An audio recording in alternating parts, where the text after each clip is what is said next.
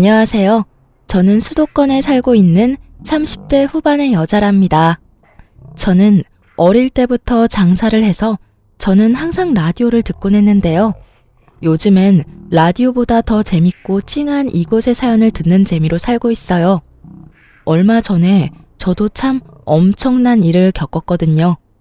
지금 다시 생각해도 나한테 진짜 일어난 일이 맞나 싶을 정도로 현실감이 없었답니다. 그래도 평소에 저처럼 누구보다 씩씩하게 극복해 가려고 애쓰고 있어요. 여러분께도 제 이야기를 다 말씀드리고 툭툭 털고 일어나고 싶어서 이렇게 사연을 보내게 되었어요. 이런 일도 있나 싶으시겠지만 한번 들어봐 주세요.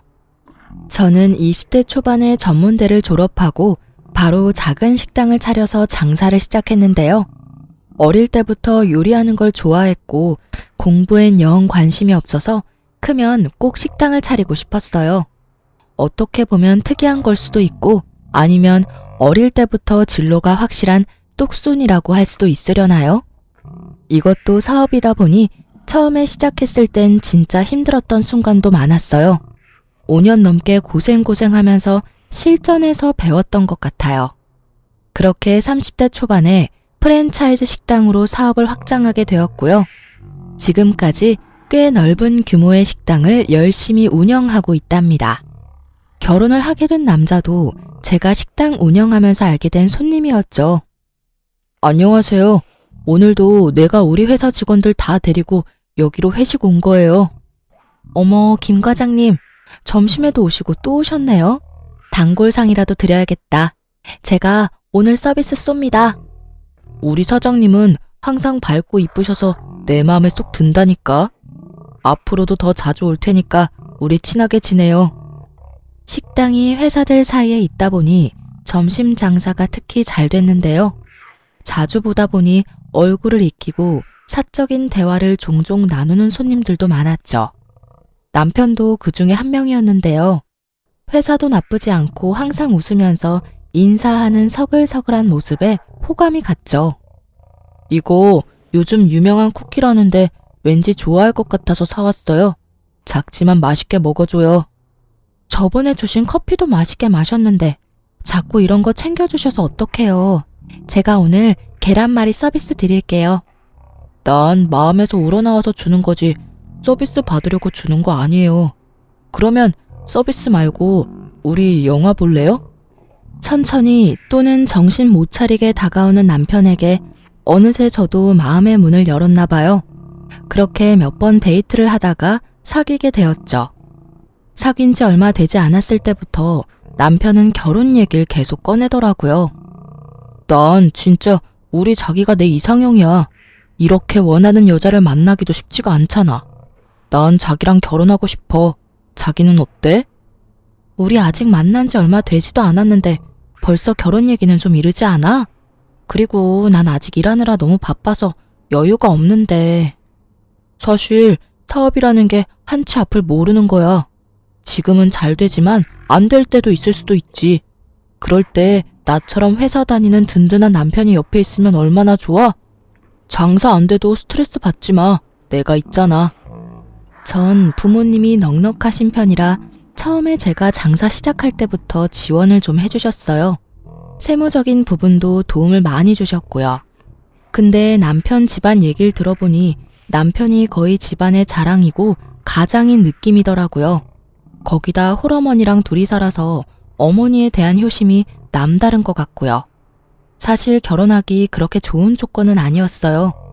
남편 외모가 호감형이고 좋은 직장 다녀서 겉으론 괜찮아 보일 수 있는데요.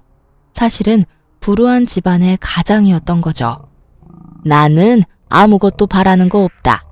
그냥 너희 둘만 잘 살아주면 돼. 듣자 하니 네가 큰 식당을 운영한다며? 어린 나이에 그렇게 큰 장사하기 쉽지 않은데 참 대단하고 대견하구나. 내가 얘기했잖아. 아주 똑순이에 사람 정말 좋고 이쁘다고. 이런 색시를 내가 어디서 찾겠어. 그치? 그래. 결혼 준비며 뭐며 다 새아가가 원하는 대로 다 맞춰주고 잘해줘. 나는 가진 게 없어서 뭘 보태줄 수가 없어서 그게 미안하네. 처음 본 시모의 첫인상은 사실 좋았어요. 말도 조곤조곤 해주시고 아주 친절하셨죠. 돈 더 버는 내가 더 내고 살면 되지 조건이 뭐가 중요할까, 그런 마음으로 결혼을 결정했죠.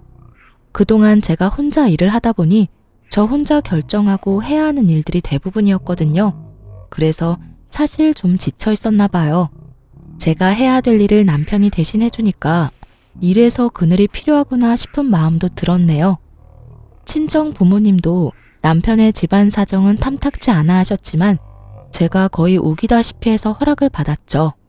지금 생각하면 도대체 왜 그랬나 싶어요. 남편을 놓치면 안 된다는 생각까지 했었으니 말이죠. 결혼식도 크게 했는데 시모가 자기 친척들하고 지인들한테 제 자랑을 계속해서 민망할 정도였죠. 난 우리 아들만 능력 있는 줄 알았는데 더 능력 있는 며느리를 얻게 될 줄 누가 알았겠어? 그 대기업들 쫙 있는 한가운데 아주 대걸만한 큰 식당을 운영해, 우리 며느리가. 아이고, 최 여사. 혼자 아들 키우느라 고생 하더니만 이제 고생 끝이네. 그럼 우리 최 여사 이름 대고 그 식당 가서 밥 먹어도 되는 거야? 아유, 그거야 우리 능력 있는 며느리 맘이지. 시어머니 기 살려주려면 한 번은 초대해 주겠지 뭐. 잘난 며느리한테 잘해줘야 밥도 얻어먹게 생겼네. 시집살이는 물 건너 갔네요, 형님. 시집살이는 무슨, 내가 업고 다녀도 모자라지. 바쁜 며느리 내가 도와주며 잘 살아야지. 이런 대화가 계속 이어지길래 얼마나 민망하던지요. 친정 부모님도 그 모습을 보고 떨떠름하게 계시더라고요. 아무튼 결혼식은 무사히 끝났고요. 남편이 모은 돈은 5천만 원밖에 없어서 나머지 다 제가 내고 회사와 식당 가까운 아파트를 매매했죠. 제가 살던 아파트를 처분하고 옮긴 거였는데요. 남편이 은근슬쩍 이러더라고요. 여보, 근데 우리 엄마한텐 우리 반반씩 내서 이 아파트 샀다고 그러면 안 될까? 아니면 대출 받았다고 하는 게 어때? 자기가 나보다 훨씬 잘 버는 거 아시는데 집까지 자기가 해왔다 그러면 우리 엄마 왠지 위축이 많이 되실 것 같아서 그래. 그렇게 생각은 안 해봤는데 뭐 그럴 수도 있겠네. 알았어. 근데 물어보시지 않는 이상 말할 필요도 없지 뭐. 걱정하지 마. 이때부터 뭔 소리냐고 따져 물었어야 하는데 뚝순이라고 불렸던 저는 왜 이 인간 앞에서는 모질이가 됐는지 알 수가 없네요. 그것도 그 인간 능력이라면 능력이었을까요? 결혼한 지 몇 달밖에 안 되었을 때는 제가 일주일에 한 번은 시모한테 전화를 하려고 노력을 했어요. 근데 그것도 은근히 스트레스더라고요. 바쁘고 할 말도 없는데 전화 붙들고 있는 것도 시간 아깝게 느껴지더라고요. 그래서 2주에 한 번꼴로 전화를 했죠. 근데 대뜸 시모가 전화가 와서 이러는 거예요. 요즘은 왜 이렇게 전화가 뜸해? 너 바쁜 건 알겠는데 그래도 며느리 도리는 해야 되지 않겠니? 내가 좀 두고 봤더니 요즘 너무 해이해진 것 같다. 아, 제가 너무 바빠서 앞으로도 매주 전화는 못 드릴 것 같아요. 그건 이해를 좀 해주세요. 전화뿐만이 아니다. 아무리 잘난 며느리라도 그렇지 네 얼굴 아예 까먹겠다. 도대체 집에 온 지가 언제니? 못해도 한 달에 한 번은 찾아와서 시어미 밥도 사주고 용돈도 좀 주고 그래야 되는 거 아니니? 내가 이렇게 직접적으로 말을 해야겠어? 너는 장사한다 내가 그렇게 눈치가 없니? 네, 알겠어요. 이번 주에 찾아뵐게요. 민석 씨도 요즘 바빠서 계속 늦게 들어오더라고요. 민석이를 말하는 게 아니야. 네 남편이랑 꼭 같이 와야 되니? 넌 사장이니까 시간 많을 거 아니야. 회사에 하루 종일 묶여있는 사람이랑 같아. 오후에 시간 나면 잠깐 뭐 좀 사올 수도 있고 그런 거 아니야? 넌 돈도 잘 번다면서 어째 뭐 꽈배기 하나라도 사오는 게 없니? 이럴 때 보면 가정교육을 못 받았나 싶다니까. 어머니, 말씀이 좀 심하시네요. 솔직히 말해서 왜 저만 맨날 뭐 사서 가야 되나요? 민석 씨는 결혼하고 저희 집엔 한 번도 안 갔어요. 며느리랑 사위가 갔니? 너는 이제 우리 집 사람인데 자주 왔다 갔다 하는 게 당연한 거지. 아무튼 이번 주에 꼭 와라. 양손 무겁게. 알았니? 아니, 이런 전화를 받으니까 너무 당황스럽더라고요. 결혼식 때 저한테 부담 안 준다는 천사 같던 시모가 뭘 사달라고 계속 요구하는 뺑덕어멈이 되어 있더라고요. 대놓고 이렇게 요구하는 사람은 또 처음 봤네요. 그래도 신혼이니까 남편이랑 시모 혼자 사는 집에 찾아가서 소갈비 외식도 시켜드리고 마트 가서 사고 싶은 거 다 사서 계산도 다 해드렸어요. 와, 우리 와이프 진짜 최고다. 이렇게 시어머니한테 카드 플렉스하는 며느리가 어딨어 진짜? 도대체 마트에서 얼마를 쓴 거야? 너도 이렇게 자주 사줬는데 뭘 새삼스럽게 그러니? 며느리면 당연히 해줘야지. 아무튼 고마워 여보. 우리 이제 슬슬 가자. 나 잠깐 화장실만 빨리 갔다 올게. 저도 일어나서 갈 채비를 하는데 시모가 은근히 저를 잡아 끌고 속삭이더라고요. 아들이 매달 용돈을 주긴 하는데 그걸론 영 생활이 안 되네. 나이 들면 약값도 더 들지. 친구 한 번을 만나도 다 돈이야. 민석이한테 말하지 말고 너도 나한테 용돈 좀 매달 몰래 줄 수 없겠니? 네? 연금도 꽤 나오시고 민석 씨도 50만 원씩 드리는 걸로 아는데 돈이 모자르단 말씀이에요? 혼자 살아도 생활비가 얼마나 드는지 몰라. 아들 힘들까봐 내가 꾹꾹 참고 있었지. 이젠 든든한 며느리도 있으니 네가 좀 도와줄 수 있잖아. 늙어서 돈 없는 게 얼마나 서러운 줄 아니? 다달이 달라는 말씀이세요? 일단 민석 씨랑 상의는 해봐야 할 것 같아요. 넌 돈도 많이 번다면서 이렇게 째째하게 굴 거니? 민석이한테 말하지 말고 아들이 주는 만큼씩만 더 줘. 더 바라지도 않아. 너한텐 그렇게 큰 돈도 아니잖아. 안 그러니? 남편이 나오니까 얼른 말을 딱 끊어버리더라고요. 근데 웃긴 건 다음 날부터 매일같이 그 얘기로 문자를 보내기 시작하더라고요. 답장 안 하면 왜 안 하냐고 닥달해서 어떻게든 하게 만들고 말이죠. 결국 3일 버티다가 50만 원 보내줬어요. 제 정신 건강을 위해서요. 그렇게 매달 50만 원씩 남편한테 말 안 하고 보내주게 되었죠. 그거면 이제 된 건 줄 알았는데 그게 시작이더군요. 툭 하면 전화해서 앓는 소리를 해댔어요. 이번에 친구들이 단풍놀이 간다는데 돈이 모자라지 뭐니? 아유, 좋은 데로 간다는데. 얼마나 드시는데 돈이 모자라요? 민석 씨한테 물어보는 게 회사에서 바쁜 사람한테 전화할 수가 있니? 너는 네 사업장이니까 한가할 거 아니야. 지금 한 30만 원만 좀 보내줘라. 회사에선 가만히 앉아나 있죠. 제가 얼마나 바쁜데요. 이번엔 보내드리는데 자꾸 저한테 이런 부탁하시는 거 저 좀 그래요. 앞으론 자제해주세요. 뭐? 자제? 참나. 아주 시어머니를 아랫사람 대하듯이 하네? 그래, 돈 있다 이거지? 너 설마 우리 아들도 무시하는 건 아니지? 난 그 꼴은 절대 못 보니까 알아서 조심해, 얘. 시모 말하는 거야말로 완전 후배 돈 뺏는 일진 말투 아닌가요? 아무리 장사를 했어도 사람 때문에 이렇게 스트레스 받는 건 진짜 처음이었어요. 남편하고도 슬슬 돈 문제로 다투기 시작했죠. 이번 달 생활비는 왜 안 주는 거야? 반반씩 내는 것도 안 주면 나 혼자 다 내잖아. 저번 달에도 내가 닥달했더니 주고. 나 자꾸 이렇게 돈 문제로 얘기하기 싫어. 그럼 네가 이번 달은 좀 다 내라. 내 월급의 몇 배를 벌면서 생활비 몇 푼 된다고 쪼잔하게 진짜. 내가 얼마 번다고 당신한테 말한 적 있어? 내 수입을 어떻게 알고 그렇게 말해. 나도 힘들어. 장사하면 들어가는 돈이 얼마나 많은데. 순수익은 얼마 남지도 않아. 결혼하면 당신이 책임진다며? 당신만 믿으라며. 식당에 점심때만 해도 손님이 몇 명인데 어디서 그런 약한 소리야. 그래, 그럼 이참에 당신 수입 좀 한번 오픈해봐. 우리 앞으로 더 큰 집으로 이사도 가고 투자도 제대로 해야 되니까 나랑 같이 공유해서 우리 한번 더 부자 좀 돼보자. 내가 좋은 투자처 많이 알거든? 나 진짜 생각보다 수입 별로 없어. 당신이 같이 사업해주는 것도 아닌데 다 말하고 싶진 않네. 넌 나를 가족으로 생각을 안 하는구나. 진짜 서운하다. 난 너한테 다 말하는데. 아무튼 이번 달엔 자동차 보험료 내야 돼서 생활비가 모자라니까 당신이 좀 메꿔. 당신하고 어머니한테 나 좀 서운해. 나 보면 돈 얘기밖에 할 게 없어? 내가 지금까지 몇 번 말 안 했는데 어머니 거의 맨날 전화해서 나한테 돈 타령해. 그리고 벌써 6개월째 50만 원씩 용돈도 드려.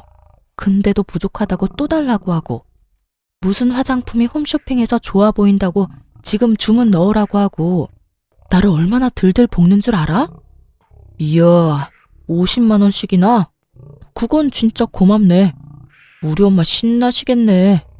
우리 엄마가 사실 나 키우느라 얼마나 고생을 많이 하고 제대로 누리지도 못하고 사셨는지 몰라. 그래도 말년에 며느리 덕을 보시네.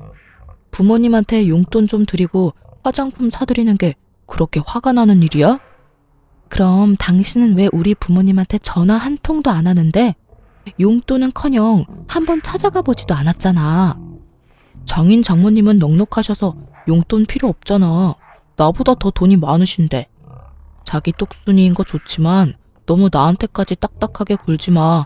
우리 이제 부부인데 서로 좀 나누면서 살자. 돈 문제만 나오면 얼마나 요리조리 피해가는지 오히려 저를 나쁜 사람을 만들어서 벙칠 때가 한두 번이 아니었어요. 저도 참 바보 같은 게 공과금 밀리면 남편처럼 그냥 신경 쓰지 않고 버티면 됐었는데요. 그걸 못 참고 제가 다 내고 카드값 다 갚고 그렇게 호구 잡히며 살기 시작했죠. 남편은 이런저런 핑계를 대면서 이혼할 때까지 결국 생활비를 주지 않았었네요. 저도 마치 저를 돈줄로 생각하는 남편의 태도에 정이 확 떨어졌죠. 하지만 저를 더 미치게 한 건 다름 아닌 시모였어요. 일도 안 하니 심심했는지 자꾸 식당으로 찾아오더군요. 물론 신혼 때야 오면 반겨주고 직원들에게 소개도 시켜주고 식사도 대접하고 했죠. 근데 거의 일주일에 한 번씩은 꼭 오더니 점점 오는 횟수가 늘어나기 시작했어요. 아니, 저 홀서빙 하는 애는 처음 왔니? 왜 저렇게 서툴러? 내가 계속 지켜봤는데 계속 실수한다 얘. 주의 좀 줘. 어머니, 자꾸 직원들 불러서 그런 얘기하시면 직원들이 불편해해요. 여기서 다들 오래 하신 분들이에요. 그런 행동 불편하니까 그러지 마세요. 아니, 내가 그 정도 말도 못하니? 오래 하면 뭐하니? 일을 잘해야지. 내가 보니까 엉망으로 하는구만. 사장이 너무 유하면 안 되는 법이야. 제가 알아서 할 테니까 식당 일은 참견하지 말아주세요. 그리고 한창 바쁜 시간에 너무 자주 오시는데 솔직히 저 어머니 챙겨드릴 수가 없어요. 앞으로는 너무 자주 오시는 건 안 될 것 같아요. 난 너 힘들까봐 조금이라도 거들 게 있을까 해서 와보는 거지. 식당이 어떻게 되는지 보기도 하고. 그래, 이왕 말이 나와서 하는 말인데 내가 여기서 일을 좀 하면 어떠니? 나도 요즘 무료해서 몇 시간만 잠깐 일하면 딱 좋을 것 같은데. 네? 안 돼요. 생각보다 일하기 힘들어요. 그러다 다치거나 아프시면 더 불편한 상황만 생기고요.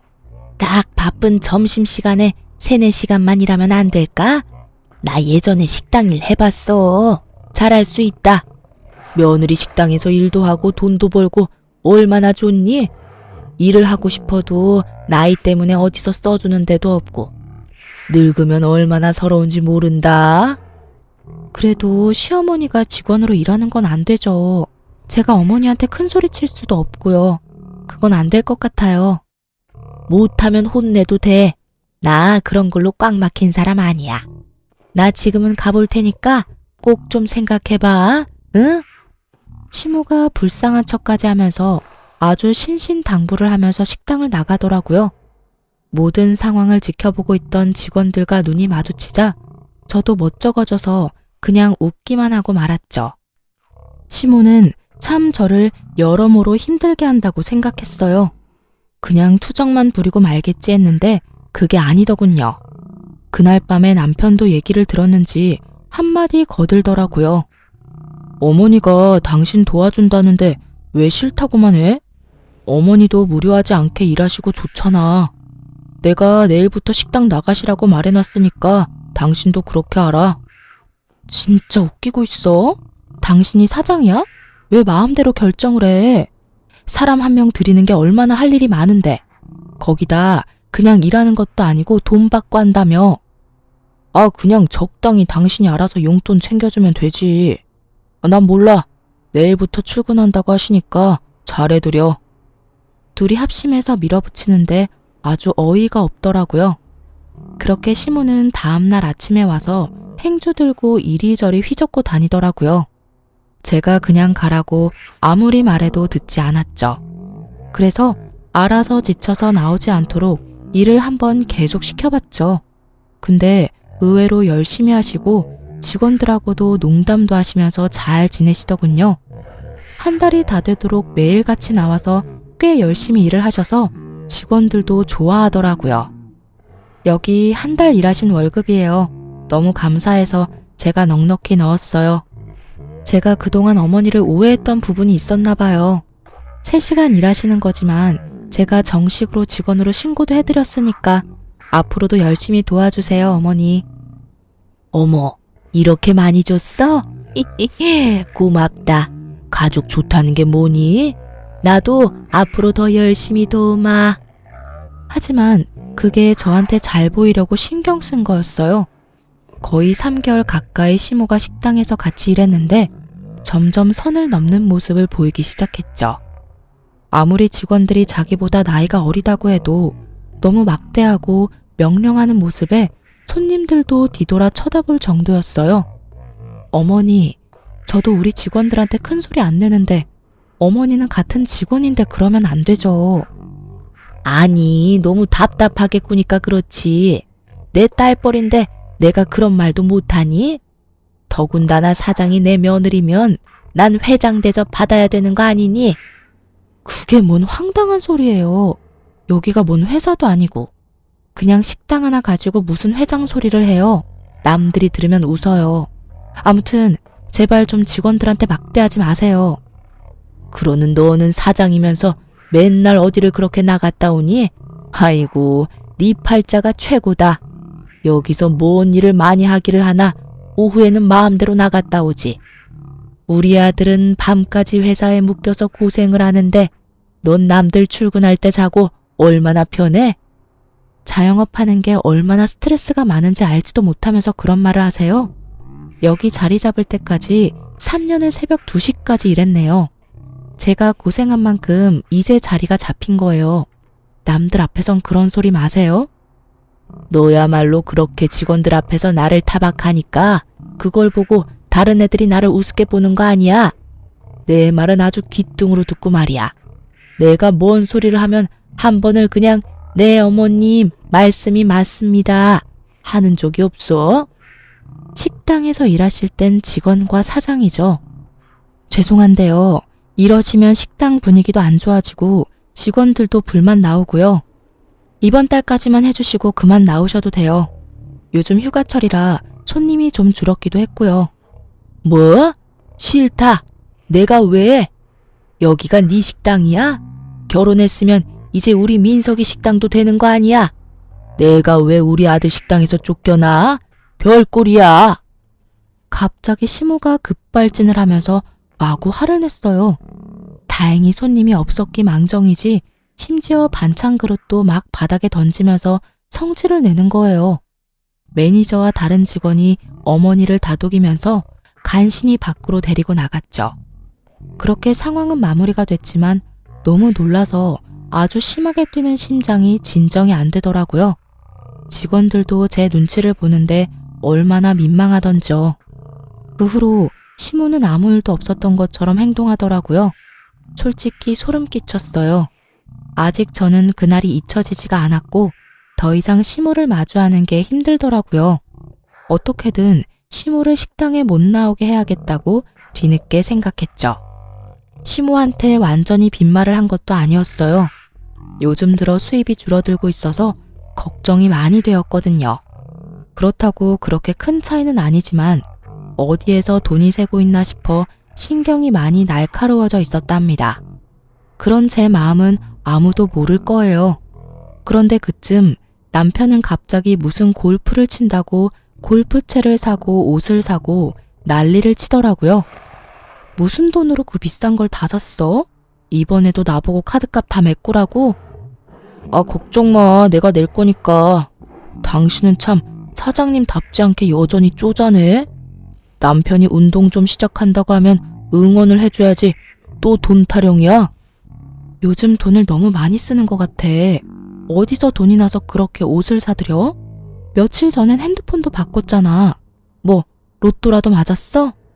또 월말에 나한테 청구서 들이밀면 나 진짜 절대 안 내줄 거야. 그래, 나 로또 맞았다. 걱정 마. 당신한테 달라고 안 하니까. 아, 진짜 돈 얘기 좀 그만해. 나 골프 치러 갔다 올 테니까 먼저 자. 저는 수입이 줄어서 걱정이 이만저만이 아닌데 남편 얼굴은 아주 나날이 좋아지더라고요. 매일 시모 얼굴 보는 것도 싫어서 그동안 미뤄뒀던 대학원 경영자 코스를 시작했어요. 더 큰 비즈니스를 해보고 싶은 마음에 예전부터 꼭 하고 싶었던 저의 희망사항이었죠. 2-3시간 남짓이지만 시모를 안 보는 그 잠깐의 시간이 저한텐 힐링의 순간이었죠. 그러던 어느 날 저희 식당 처음 개업했을 때부터 쭉 같이 일해준 매니저 언니가 은근히 저한테 말을 하더라고요. 사장님, 요즘 학교 다니느라 바쁜 건 알겠는데 시어머니 좀 신경 써서 봐봐요. 무슨 일 있어요? 저 없을 때 직원들 또 괴롭혀요? 내가 진짜 말할까 말까 고민을 많이 했는데요. 사장님을 위해서도 식당을 위해서도 짚고 넘어가야 될 것 같아요. 시어머니가 종종 자기 친구들 데려온 건 사장님도 잘 알죠? 네, 뭐 그거야. 나도 몇 번 봤고 그냥 대접해드리라고 말해뒀잖아요. 너무 자주 오는 것 같아서요? 요즘 사장님이 학교 다니느라 외출하는 시간이 일정해졌잖아요. 그래서 그런지 꼭 그 시간만 되면 아는 사람들 다 끌어모으는 것 같아요. 거의 일주일에 3번은 오는 것 같은데 한 달이면 도대체 몇 번이에요? 그것도 비싼 고기만 계속 갖다 먹고 대낮에 술 엄청 갖다 먹고. 그렇게나 많이요? 아, 그래서 그렇게 수입이 줄었나 보네. 진짜 머리 아프네요. 알려줘서 고마워요, 언니. 수입이 줄었다고요? 그럼 이건 확실하지 않은데 사장님 없을 때 시어머니가 카운터에서 뭘 하는 걸 자주 봤어요. 돈통 여는 것도 봤어요, 사실. 확인 한번 해보세요. 그 얘기 들으니까 진짜 망치로 머리를 꽝 얻어맞은 것 같더라고요. 그날 밤에 다들 퇴근시키고 밤새 식당 CCTV를 다 돌려보기 시작했어요. 한 달 전부터 살펴봤는데 진짜 가관이더군요. 제가 식당에서 나가고 나면 일을 딱 멈추고 어디론가 전화를 걸더라고요. 그러면 지인들이 기다렸다는 듯이 식당으로 우르르 들어왔어요. 얼마나 시끄럽게 떠들면서 먹는지 주변 손님들이 항의하는 것도 여러 번 발견됐죠. 아이고, 박 사장님, 어서 오세요. 이리 와서 앉으세요. 오늘 제가 제대로 대접할게요. 저기, 야야, 여기 수육하고 갈비탕 3개 먼저 가져와. 소주 2병도 갖고 오고. 우리 정 여사 부자 며느리 들였다더니 아주 팔자가 확 폈네. 여기가 정 여사 식당이란 말이지. 진짜 크고 넓다. 돈 많이 벌겠네. 뭐 괜찮게 사는 정도지 뭐. 얼마 전엔 우리 아들이 이 가방 백화점에서 하나 사다 주더라고. 세상에, 말년에 정 여사 팔자가 이렇게 확 필지 누가 알았어? 진짜 부럽다, 부러워. 우리 아들은 이런 여자 하나 못 낳고 뭐 하나 몰라. 우리 아들이 그만큼 잘났으니까 그런 거지. 이 식당도 곧 내가 맡을 거야. 우리 며느리는 더 크게 분점 낼 거거든. 진짜? 우리 정 여사 진짜 이러다 재벌되는 거 아니야? 나 좀 잘 좀 봐줘. 아니, 아직도 갈비탕 안 나왔어. 그리고 내가 저번에 만들어 놓으라던 인삼 꿀절임 좀 미리 준비해 놓고. 아주 자기가 식당 사장인 것처럼 직원들을 부려먹는 꼴을 보니 기가 막히더라고요. 그동안 직원들이 얼마나 불만이 많았을지 눈에 훤히 보였죠. 제가 힘들다는 이유로 직원들을 잘 챙기지 못한 것 같아 너무 미안하더라고요. 시무를 더욱 용서할 수 없었던 건 바로 다음 동영상 때문이었죠. 프론트 쪽 CCTV를 돌려보니 세상에 매일매일 현금을 훔쳐가고 있더라고요. 5만 원 한 장 주머니에 몰래 넣다가 시간이 가도록 점점 대담해지더라고요. 아주 돈다발을 앞치마에 쏙 넣고 가는 날도 있더라고요. 제가 그래도 오랫동안 장사를 했는데 어떻게 그렇게 돈이 비는 걸 몰랐을까요? 진짜 제 발등을 찍고 싶더라고요. 저는 배신감과 충격으로 가슴을 치며 한참을 울었답니다. 약해져서는 안 된다는 생각으로 마음을 다잡고 새벽까지 혼자 식당에서 그 동영상들 다 추려서 저장을 해두었어요. 다음날 시무가 출근하기 전에 직원들을 다 불러서 사정을 설명했죠. 그동안 제가 없는 사이에 시어머니가 여러분께 한 행동들 제가 대신 사과드려요. 이제 알게 돼서 너무 죄송해요. 그래서 그런데 그동안 시어머니에 대해 보셨거나 알고 계신 거 있음 저한테 얘기 좀 해주세요. 한 분씩 저랑 대면해서 얘기 좀 해요. 저는 5명의 직원과 모두 얘기를 하고 동의를 받고 동영상도 찍어두었어요. 그리고 직원들에겐 시모에겐 어떠한 얘기도 하지 말라고 신신당부를 해놓았죠. 그동안 시모한테 당해서 그런지 직원들은 시모 얘기만 나와도 진절머리를 치더라고요. 며칠에 걸쳐서 변호사 상담을 진행했어요. 대충 윤곽이 나오고 나서야 시모를 불렀죠. 내일부터 식당 나오지 마세요. 일 잘하고 있는 사람한테 갑자기 그게 뭔 뚱딴지 같은 소리야? 너 또 왜 히스테리니? 이제 직원들 좀 그만 괴롭히고 나 없을 때 사장 행세 그만하고 좋은 말 할 때 나오지 말라고요. 아니 이게 지금 시어머니한테 이게 무슨 말버릇이야? 네가 뭔데 나오지 말라야? 내가 여기 사장이에요. 아줌마 아들이랑 아줌마는 10원 한 장 안 보탰고 여긴 내가 피땀 흘려서 만든 내 식당이라고. 당신이 뭔데 어디서 밥숟가락을 올려? 이거 완전히 미쳤네. 아줌마? 당신? 너 진짜 옛날 같았으면 바로 소방 맞았어. 알아? 그래, 네가 사장이라고 지금 시어머니도 못 알아보고 사리분별 못하니? 사리분별 못하고 날뛰는 건 당신이지. 내가 가만히 놔두니까 다 아줌마 거 같아? 아줌마, 남의 거 도둑질할 생각 말고 정신 좀 차려요. 뭐? 야, 너 오늘 날 한번 잘 잡았다. 내가 네 버르장머리를 고쳐놓는다 오늘. 시모가 눈에 쌍심지를 켜고 제 멱살을 잡으려고 달려들더라고요. 직원들이 시모를 양쪽을 잡고 말리고 저도 몸을 확 피해버렸죠. 시모가 자기 마음대로 못하니까 성질이 났는지 식당 도구들이며 그릇들을 마구 던지기 시작하더라고요. 직원들도 소리치며 말렸지만 아주 미친 사람처럼 눈이 뒤집혀서는 금세 난장판을 만들더군요. 저는 그 꼴을 보면서 남편놈한테 전화를 했죠. 지금 당장 식당으로 와서 네 엄마 데려가. 와서 보면 알 거 아니야, 뭔 일인지. 20분쯤 됐나? 남편이 헐레벌떡 들어오더군요. 아수라장이 된 식당을 둘러보더니 그 가운데서 씩씩대는 시모를 확인하곤 저를 휙 노려보더군요. 도대체 무슨 일이야? 뭔 일인데 감히 우리 엄마를 저렇게 화나게 할 수가 있어? 감히? 아주 모자가 쌍으로 웃기고 있네. 아주 말투가 드라마 회장님 뺨치시네. 너 도대체 그 말투가 뭐야? 뭔 일인데? 이유가 어찌됐건 시어머니를 이렇게 화나게 하면 돼. 당장 죄송하다고 무릎 꿇고 빌어. 얼른. 괜히 지 엄마 보라고 저한테 호통을 치는 남편이 우스워 보이기까지 하더라고요. 저는 말하기도 귀찮아서 시모가 지인들이랑 술판 벌이는 동영상 한 개를 살짝 보여줬죠. 이까짓 게 뭐라고 이걸 가지고 감히 시어머니한테 식당에 나오지 마라 갑질이야. 이거 먹은 거 얼마나 된다고? 내가 내줄게. 얼만데? 돈 준다고. 돈 준다고? 그거 당신 돈 확실해? 내 돈은 아니고? 경찰서 가기 싫으면 이쯤에서 네 엄마랑 식당에서 나가. 네 엄마? 역시 장사하는 것들은 이래서 안 돼. 무식하고 교양 없고 얼굴도 못생긴 거 돈 하나 보고 억지로 결혼해서 살아주니까 꼴랑 이거 식당 하나 하는 것 같고 네가 진짜 뭐라도 되는 줄 알아? 이제야 본색이 드러나네. 그래서 그렇게 결혼하자고 쫓아다녔어? 내가 돈 많이 버는 줄 알고?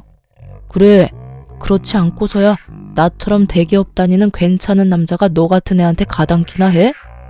나 아니면 네가 어디서 나 같은 남자 만나서 결혼까지 했겠어. 분수를 알아야지. 남편은 아주 무서운 얼굴로 저를 노려보며 팍 밀치기까지 하더라고요. 엄마나 아들이나 계획은 거창한데 상황 파악은 좀 딸리나 보네. 방금 CCTV 동영상을 봤는데도 모르겠어? 지금 하고 있는 짓들이 다 찍히고 있다는 걸. 나로선 고마운 일이네. 이혼 소송했으면 좋을 증거를 많이 만들어줘서. 이혼? 누구 마음대로 이혼을 해? 내가 바람을 폈냐, 때렸냐, 도박을 했냐? 난 절대 이혼 안 해. 이혼은 뭐 혼자 할 수 있냐? 전 남편을 비웃으며 다른 동영상도 짧게 보여줬죠. 거들먹거리던 남편 표정이 점점 하얗게 질려가더군요. 시모가 카운터에 서 있는데 남편이 들어오는 동영상이었죠. 시모가 무슨 주머니를 주니까 주위를 두리번거리더니 그걸 쓱 가방에 넣더라고요. 맞아요. 시모가 훔친 그 돈주머니였죠. CCTV를 다 확인해보면서 진짜 황당하던 게 남편이 거의 일주일에 한 번씩 와서 수금하듯이 시모한테 훔친 돈을 받아가더라고요. 그동안 흥청망청 써댄 돈이 모두 다 제 돈이었던 거죠.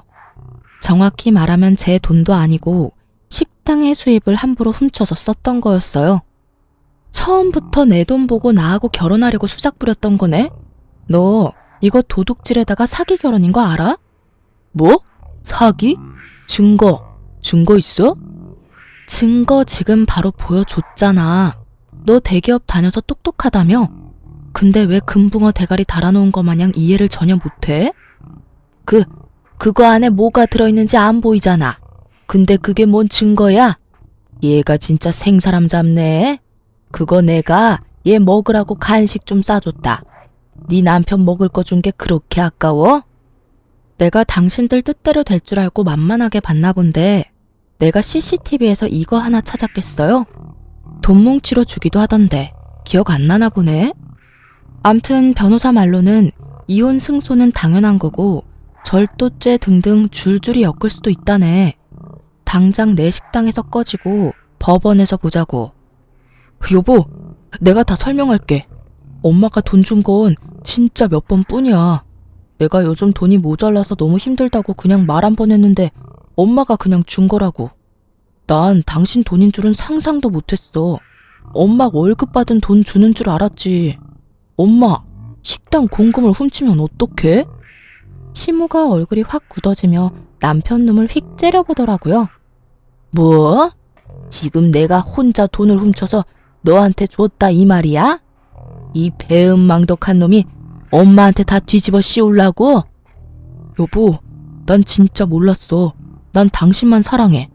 엄마랑 인연 끊으라면 그렇게 할게. 다신 안 보고 살게.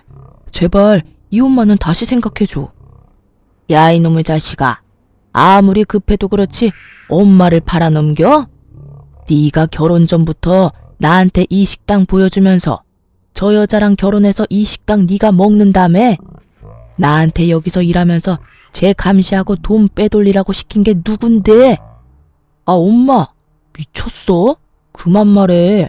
조용히 하고 있으라고. 내가 진짜 화딱지 나서 식당에서 일하기 싫어 죽겠는데 억지로 시켜서 하는 건데 네가 매일매일 돈 조금씩 빼돌려서 일주일에 한 번씩 너한테 달래매. 엄마도 같이 썼잖아. 나만 돈 썼어? 엄마도 가방 사고 명품 사고 펑펑 쏘댔잖아. 아이고, 이런 것도 자식이라고 내가 믿고 살았어. 엄마를 도둑년으로 내몰아? 아이고, 민석이 아버지, 나 데려가요. 다 데려가. 남편 잃고 하나 있는 아들 죽을 뚱살뚱 키웠더만 이제 나를 감옥 보내려고 그러네. 아이고. 시모가 땅바닥을 기면서 곡소리를 내며 울더군요. 사기치려면 머리라도 똑똑할 것이지.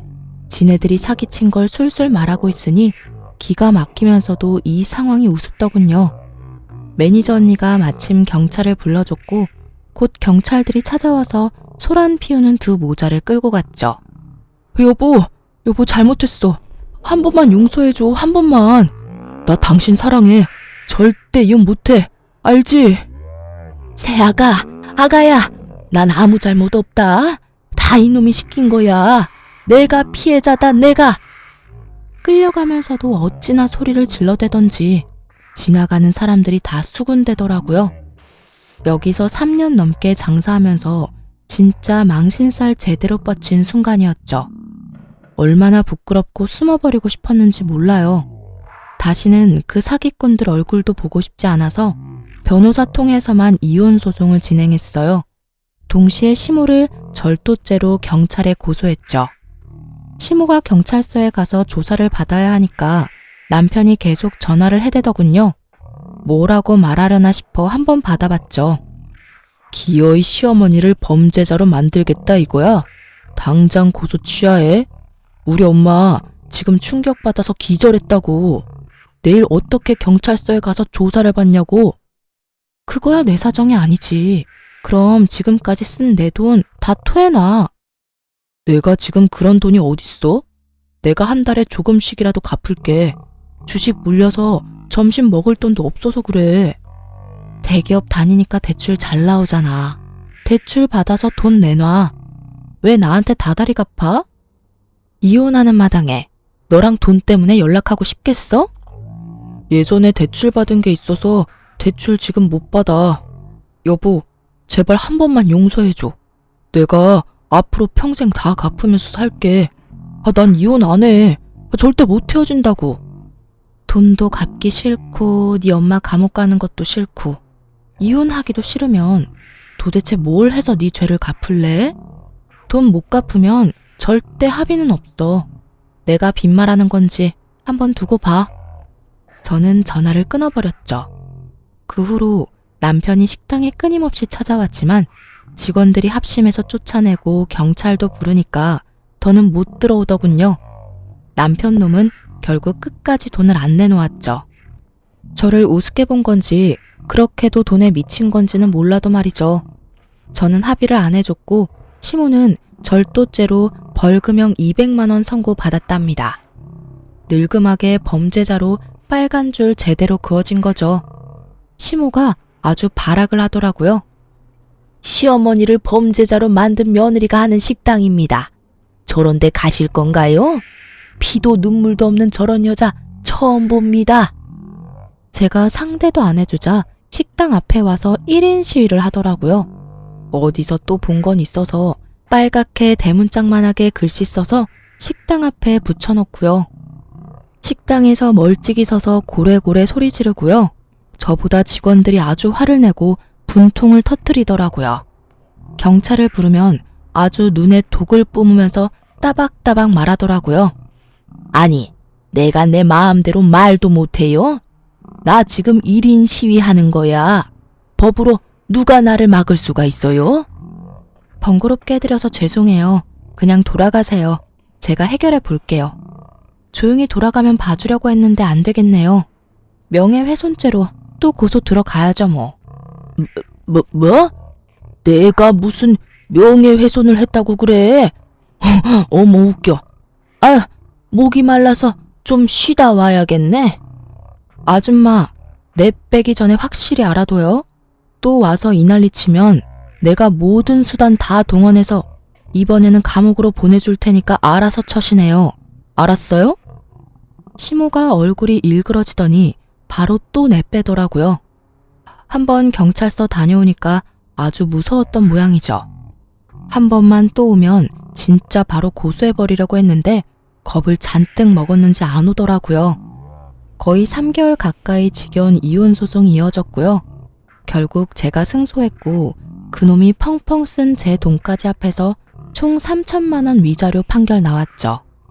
판결 나온 날에 또 그 인간이 식당에 찾아올 게 뻔했기에 며칠 동안 식당에도 안 나갔어요. 메시지가 오고 메일까지 오고 난리가 났더라고요. 전화가 불나게 오는 건 당연하고요. 그리고 좀 잠잠해졌길래 식당에 출근했더니 어디서 지켜보고 있었던 건지 불이 나게 식당으로 전 남편이 들어오더라고요. 여보, 왜 이렇게 연락이 안 돼? 내가 당신을 얼마나 기다렸는 줄 알아? 여보, 난 우리가 이혼한 거 절대 못 받아들여. 나 좀 다시 받아줘, 제발. 이제야 다 끝났나 했더니 어디서 개가 짖나 진짜. 당장 안 꺼져? 위자료 빨리 입금해. 월급 차압 안 당하고 싶으면. 진짜 당신이랑 악연 좀 끊고 싶다. 제발 좀 그만 좀 떨어져. 저는 제 앞에 무릎을 꿇고 눈물까지 흘리는 전 남편의 모습이 너무 가식적으로 보였답니다. 확 밀쳐버리고 굵은 소금을 가져와서 마구 뿌려버렸죠. 직원들도 한마디씩 거들면서 나가라고 압박하자 결국 어깨를 축 늘어뜨리고 나가더군요. 그게 그 인간의 마지막 모습이었죠. 끝까지 돈을 안 내놓길래 결국 변호사 도움으로 월급 차압 들어갔답니다. 진짜 징글징글 하더라고요. 그렇게 이혼하고 저는 결국 식당 문을 닫았어요. 시모랑 그런 일이 있었던 곳이라 식당에도 정이 떨어져 버렸고요. 전 남편 놈 회사 사람들 계속 보는 것도 짜증나고요. 본사 지원받아서 다른 지역으로 확장 이전하기로 결정했답니다. 다행히 그렇게 멀리 떨어진 동네는 아니라서 함께 고생해준 직원들 다 같이 넘어가기로 했고요. 요즘 다시 새로운 식당 공사하고 행정 처리하느라 아주 정신이 하나도 없네요. 그래도 이혼으로 인한 충격이 커서 그런지 가끔씩 혼자면 멍해지고 우울해질 때가 많아서 요즘처럼 바쁘게 움직이는 게 차라리 나은 것 같아요. 전 남편 놈한테 하도 대어서 사람 만나는 것도 싫은 요즘이네요. 마음을 추스릴 때까지 이곳의 사연 들으며 위로의 댓글도 읽어가며 그렇게 혼자 지내려고 합니다. 여러분 들으시면서 많이 답답하셨죠? 저도 제가 자영업하면서 사람 보는 눈 있다고 착각했는데 결혼할 사람도 제대로 못 보고 결혼할 줄은 몰랐습니다. 역시 사람은 무엇이든 확신하고 자만하면 안 되는 것 같아요. 쓰라린 상처가 생기고 새살이 돋는 것처럼 돌뿌리 한번 넘어졌다 생각하고 다시 일어나려고 합니다. 그래도 직원들 덕분에 고소는 제대로 해줬네요. 가족같이 오래 지낸 우리 직원들에게는 당연 한우랑 보너스 많이 챙겨줬습니다. 혹시 저처럼 지금도 많이 힘드신 분들이 있다면 우리 함께 힘내보아요. 제 이야기를 들어주셔서 모두 안녕하세요. 저는 얼마 전에 시댁과 인연을 끊고 살게 된 40대 여성입니다. 시댁과 연을 끊고 산다고 하면 대다수의 사람들은 그래도 그건 너무하지 않냐, 너희가 좀 참으면 됐을 텐데 하고 이야기를 해요. 그렇지만 인연을 끊게 된 이유를 듣고 나면 그럴 수밖에 없었네 하고 말해요. 며느리라면, 아니 자식이라면 수긍할 수밖에 없는 시댁과의 인연을 끊은 이유 한번 들어보실래요? 저와 남편은 동갑내기 커플이었어요. 어릴 때 만나서 오랫동안 사랑을 키워온 좋은 부부라고 지금도 생각하고 있어요. 제가 결혼했을 당시에 시부는 좋은 직장에서 일하고 있어서 돈을 많이 벌고 있었어요. 지금은 퇴직했지만 당시 아버님의 위세는 생각보다 좀 더 대단한 편이었죠. 시어른이 돈을 잘 벌면 아들 집에 금전적 도움을 주는 경우가 있는데 저희는 아니었어요. 시모와 시부의 사랑과 관심, 경제적 지원은 모두 큰 형님인 아주버님께 돌아갔죠. 매번 아주버님네만 지원해주시는 시모를 보면서 스트레스를 받았지만 별말 하지는 않았어요. 엄밀히 따지면 차별을 하는 게 싫었던 건데 거기 돈이 끼어 있으니 사람이 좀스럽게 보여서 가만히 있었던 거예요. 게다가 부모님이 번 돈이잖아요. 어디다 쓰던지 제 것이 아니니 더욱 말할 거리도 아니었고요. 하지만 시모의 돈 씀씀이가 점점 더 커지는 걸 보면서 노후 준비는 제대로 하고 계신 건지 걱정되기 시작했죠. 시모는 시집살이를 시키는 사람은 아니었지만 정말 씀씀이가 너무 컸어요. 뭐든 큰 것, 좋은 것, 비싼 것을 선호하고 좋아했죠. 그리고 그 좋은 것들은 모두 시모가 사용하거나 아주버님네로 들어갔죠. 알아서 잘하시겠지 하는 생각으로 별 걱정 안 했는데 그게 문제였어요. 사실 시부가 정년으로 퇴직하고 나서부터 그 걱정이 현실로 변해버렸어요. 시부모가 퇴직을 하면서 저희는 시댁에 용돈을 드리게 됐어요. 국민연금, 노령연금이 있지만 그걸로는 모자랄 걸 알고 있으니 한 달에 50만 원씩 꼬박꼬박 드렸어요. 저도 남편도 못 버는 편은 아니었고 시댁에 드리는 만큼 친정에도 드리고 있었으니 조금 부담되기는 해도 마음은 편했죠. 그런데 하루는 시모가 저와 남편을 불렀어요. 너희 매달 우리한테 주는 용돈 너무 적은 것 같은데 좀 더 줄 수 없겠니? 요즘 그 정도 금액 누구 코에 붙여? 쇼핑하고 친구들 한번 만나고 나면 다 사라지는데. 죄송해요, 어머님.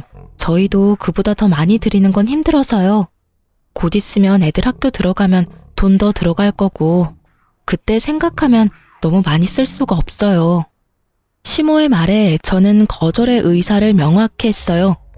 이런 요구에 상의해볼게요 이런 말을 해버리면 조금만 더 설득하면 넘어올 거라고 생각해서 더 심하게 요구하게 되거든요. 그래서 정말 확실하게 거절했죠. 그런 저를 슬쩍 보던 시모가 이번에는 남편에게 슬쩍 말을 하더라고요. 예, 얼마 전에 손주 생겼다고 전화 온 내 친구 알지? 걔는 용돈을 매달 100만 원씩 받는다더라. 어쩜 하나뿐인 자식이 그렇게 효심이 깊은지. 동창들끼리 다 모여서 이야기하는데 나는 50만 원뿐이라서 이야기에 끼이지도 못했어. 얼마나 쪽팔리는 일이니? 너희 아버지 일할 때는 명함도 못 내밀던 것들이 자식 농사 잘 지었다고 어찌나 자랑을 하는지. 우리 아들들도 잘 컸다고 말하고 싶은데 결과가 이래서야. 그 말을 듣고 있으니 반발심이 일었죠. 자식이 부모에게 효도하는 일에 경쟁을 붙이는 게 이해가 안 됐거든요. 남의 자식 이야기하면서 우리한테 돈 더 달라는 이야기인 게 뻔했잖아요. 어머님, 그렇게 말씀하셔도 그 집안은 집안, 우리 집안은 우리 집안이잖아요. 상황이 다른데 똑같이 해달라고 하시는 건 좀 아닌 것 같아요. 아니면 아주버님이나 아가씨에게 이야기해보는 게 어떠세요? 어머님 말씀 들어보니 저희한테만 받고 계신 것 같은데 모자라다 싶으면 아주버님께 말씀해보세요. 아주버님과 아가씨를 입에 담자 시모가 입을 딱 닫아버리더군요. 그러면서 저를 흘겨보며 그러더라고요. 너한테 한 말 아니고 내 아들한테 한 말이야. 왜 자꾸 네가 껴드는 거니? 저희 부부고 통장까지 합쳐서 서로 투명하고 깨끗하게 가계부 운영하기로 했거든요. 남편한테 따로 부탁하셔도 결국 저와 의견이 맞아야 돈을 더 드리던지 할 수 있어요. 네가 아들보다 돈 좀 더 번다고 애를 잡고 사니? 자기 돈 자기가 쓰는 게 왜 어려워? 아들이 나한테 용돈 더 주겠다 하면 네가 참견할 일은 아니잖아. 어머님께 돈 더 주면 저는 제 친정에도 똑같이 더 맞춰서 줄 거예요. 어머님이 얼마를 더 올려달라고 원하시는 건지는 모르겠지만 그 금액의 2배만큼 돈이 더 나갈 거라고 생각하면 간단하게 올려서 드릴 수 있는 일은 아니죠. 그럼 넌 내가 거지처럼 살아야 된다는 거니? 저는 그렇게 말한 적 없어요, 어머님. 그치만 이제는 씀씀이를 좀 줄이시는 게 좋을 것 같아요. 예전처럼 쓰시면 당연히 돈이 부족하다고 느낄 수밖에 없으니까요. 저는 이때다 싶어서 시모에게 말했어요. 이제 아버님이 월급을 받지 않으시니 가게 규모를 좀 줄이시는 게 좋을 것 같아요.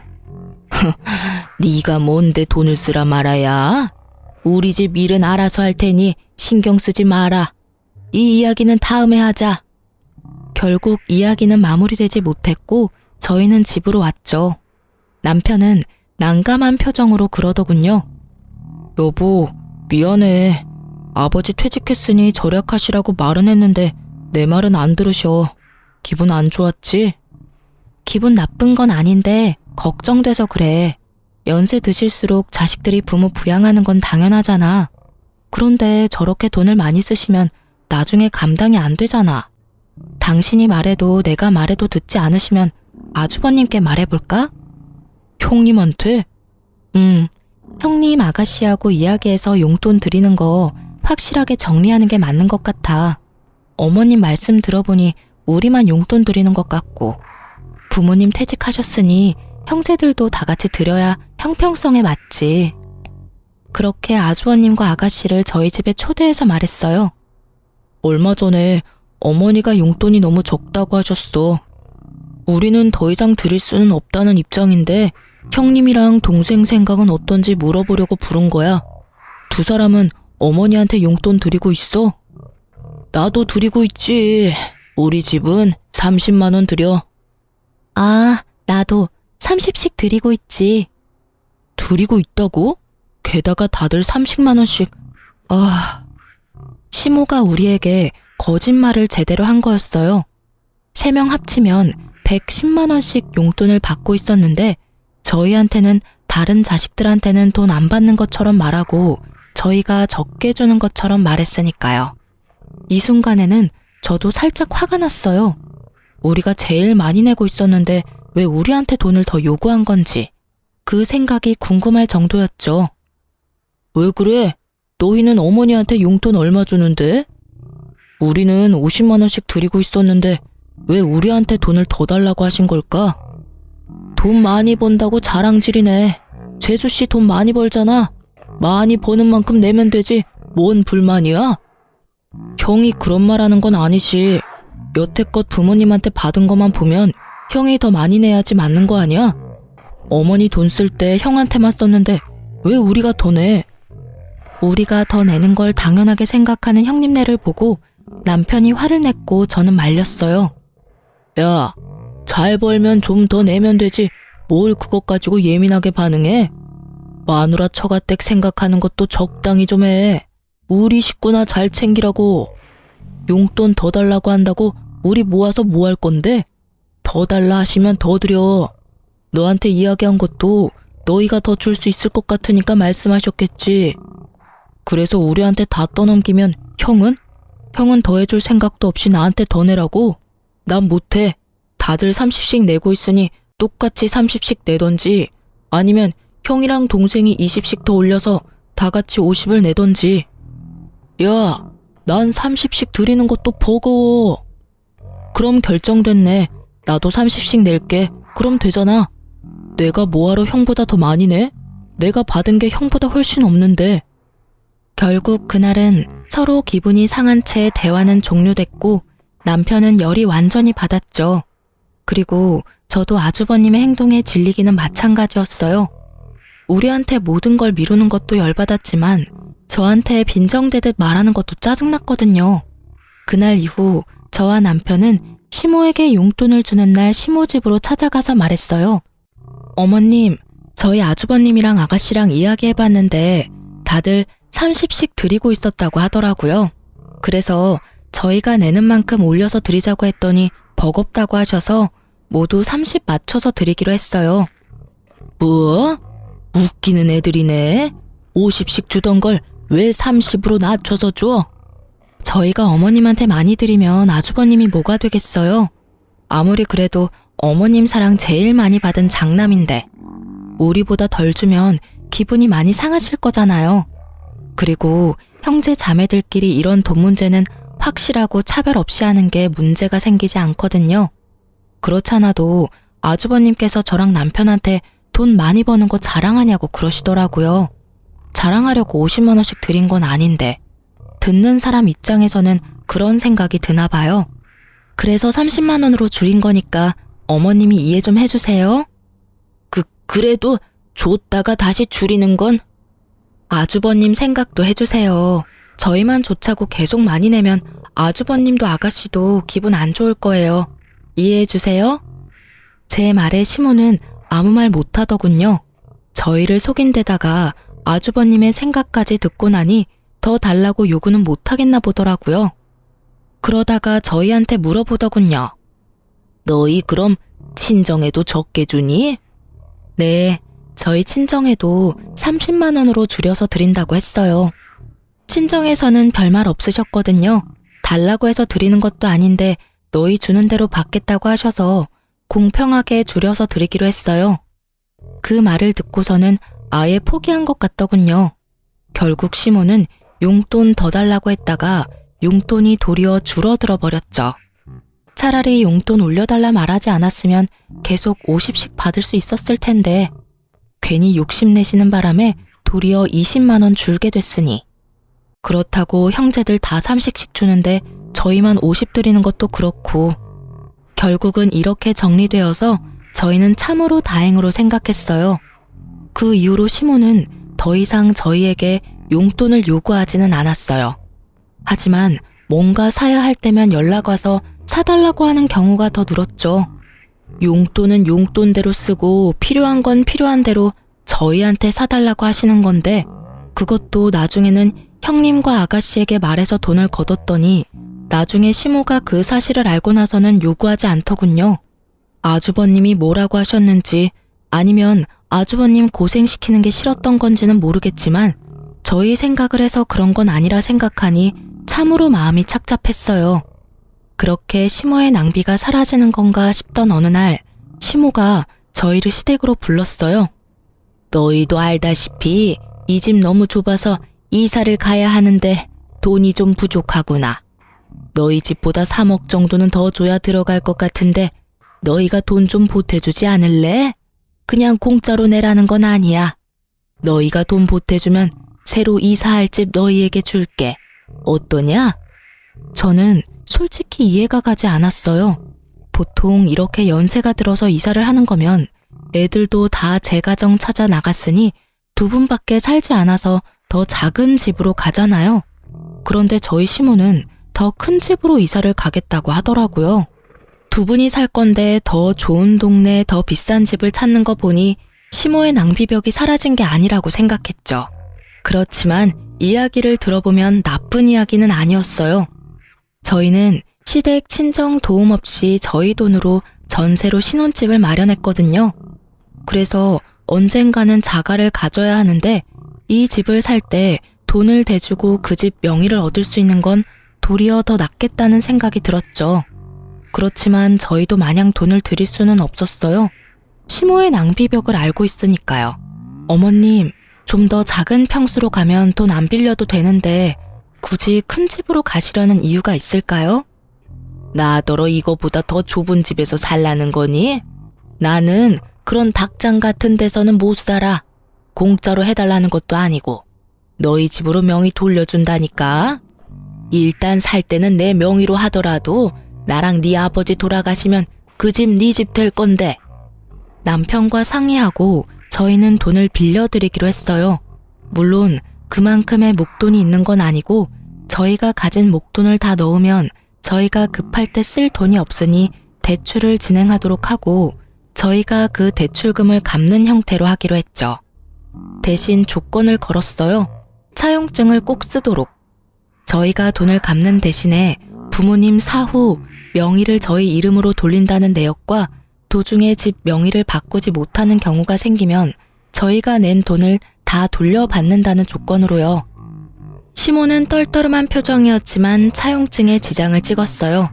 솔직하게 말하면 시모는 그 차용증이 쓸모없다고 생각하는 것 같더군요.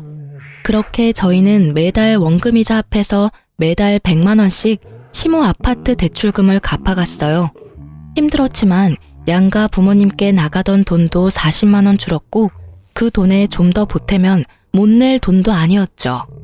그런데 1년이 좀 지났을까 시모가 잠깐 보자고 하더군요.